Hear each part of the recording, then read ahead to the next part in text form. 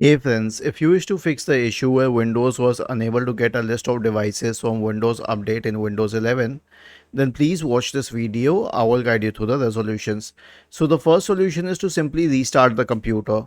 Right click on the start button, select shutdown and sign out, and then select restart. The next solution is to check the internet connection. So go to fast.com and hit enter and check the internet connection speed. Is it good enough? If yes, then proceed to the next one. Next one is to run the Windows Update Troubleshooter. How would we do that? So right click on the start button and select settings from the menu.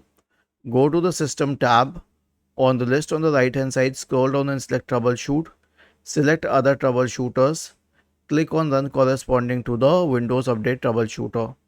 The last solution is to reset Windows Update components. So we have a script for you. Copy the script.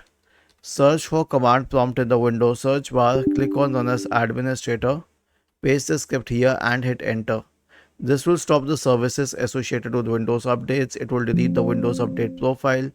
It will delete the contents of the software distribution and cat root 2 folders. It will re-register the DLLs.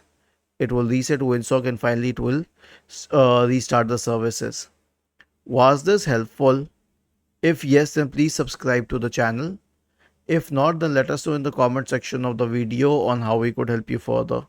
Thank you for watching this video and have a nice day.